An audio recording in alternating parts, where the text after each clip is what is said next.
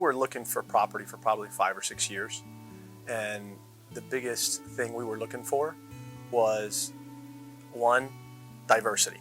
So the ability to quail hunt a place, the ability to duck hunt a place, the ability to have good deer genetics. So we had great deer genetics here in the north side of Thomas County.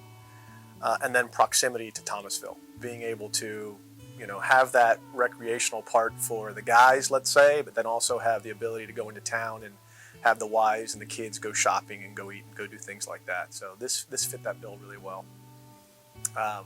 The real big reason for getting the farm was to have my kids grow up in a way that I never did. I'm a city kid who grew up down in Miami, and having them grow up with a thought process of resiliency and self-reliance. So getting on the tractor, at 9 and 10 years old, and driving the Polaris or driving the four-wheeler to different things and having them fix certain things on the farm and learn kind of responsibility. That was really the big purpose for it. Sure. So there's about somewhere between a 30 and 35 acre duck pond, cypress pond, right in the middle of the property. I'm not a duck hunter, but I did look for a place that would have diversity of game on it.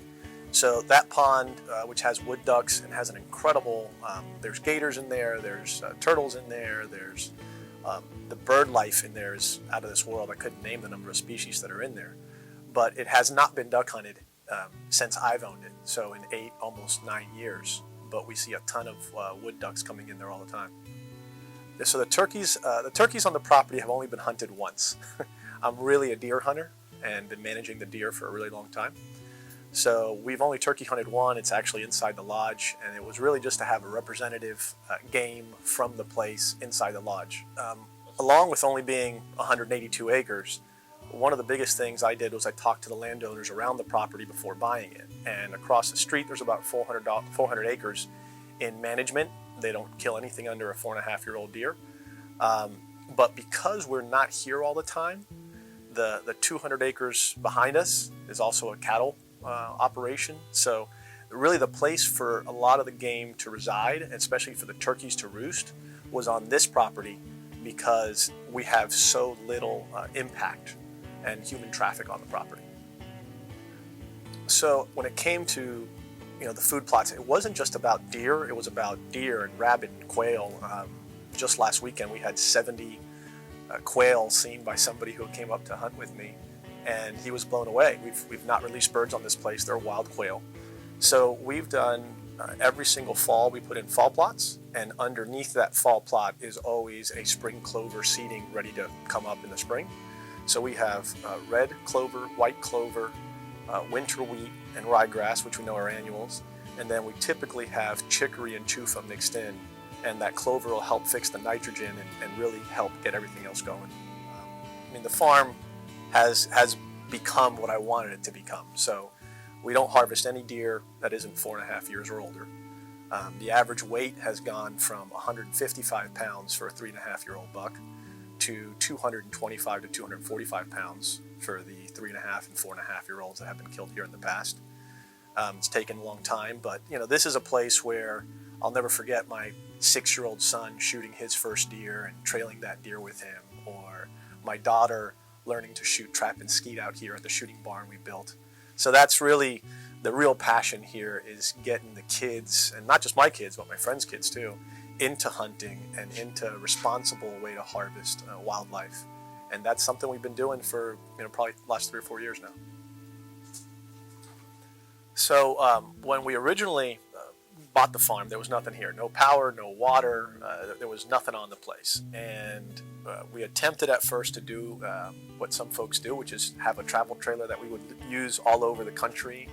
And it really just wasn't working for us. So we ended up building, tucked away back in some planted pines, we ended up building the cabin, which we're on now. And it's a 3-bedroom, 2-bath cabin. It's 1,000 square feet.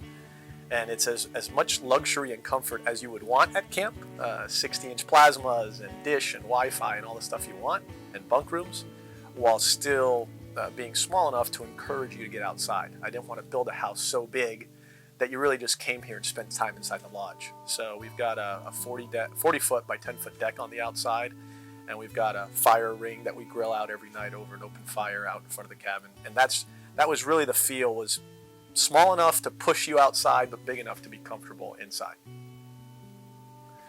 So one of the things that really interested me was the kind of the social storm aspect of the property, that in any essential emergency, or when the hurricane hit and we lost power in Tallahassee, being less than an hour drive away and being able to be off the beaten path, so there's very little traffic on Woodhaven Road outside, being able to come here and kind of seek refuge from whatever was going on in Tallahassee or whatever was going on in a big city like Orlando and Tampa was really important to me. So, historically, my family has had to move every generation from whichever continent they were on, from Spain to Cuba, and then what happened in Cuba in the 60s, from Cuba to here. And we lost our farm in Cuba. So one of the reasons I call this Fort Dallas is it's the original name of Miami before it was called Miami. And I kind of did it as a tribute to home, but also to give my kids a way to grow up the way my great-grandparents and grandparents grew up on a farm. One of the things that we did uniquely on this property was when we brought power to the property, you will notice that all the power that's overhead terminates at the barn near the road in the front of the property. In fact, we put an additional meter there, and from that spot to the cabin, the power is all buried. So if someone were to come on the property who doesn't know the property, they would actually think that there's nothing on the property other than the pole barn, and all the power and termination and meters were put there to enhance kind of the fact that the power stops there. But in reality, the power is run underground at an additional expense, so the cabin could really be private. So another thing that attracted me, and we covered a little bit about the property earlier, is that we were surrounded by large ag or plantation holdings. So Woodhaven Plantation, which I believe is about 6,000 acres, is not but a few hundred yards from us. Our neighbors behind us, which is a cattle operation, the property is not hunted. To the west of us is an actual hay farm that's about 200 to 300 acres, and that is also not hunted. In fact, we've talked with the owner about leasing the hunting rights. And then to our immediate east is 118 acres, where they're basically killing 150 or better class bucks only.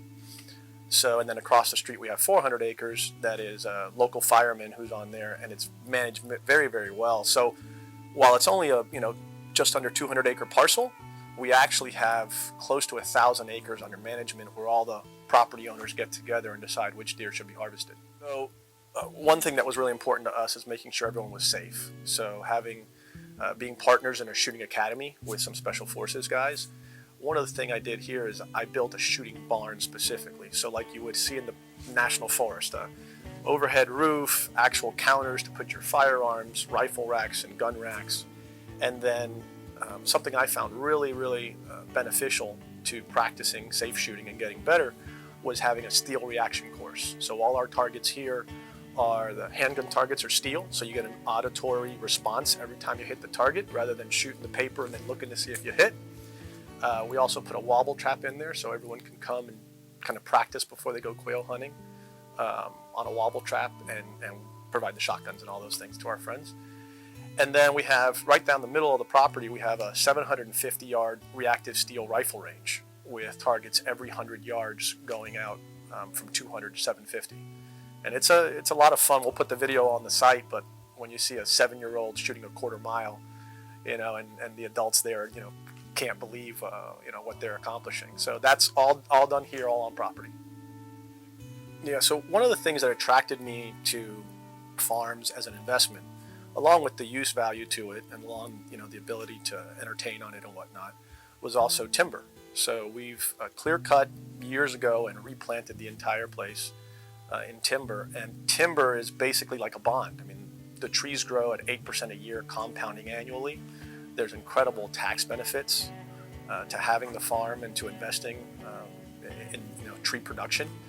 And some, if you believe that there's going to be making more and more land, then there's not an appreciation to it. But they aren't making any more land. So the land appreciates as well. And just thought it was a great way to invest capital outside of the public markets. Only selling it because we bought a small farm. And my advice to future buyers is, if it's your first farm, buy a small farm so you make small mistakes.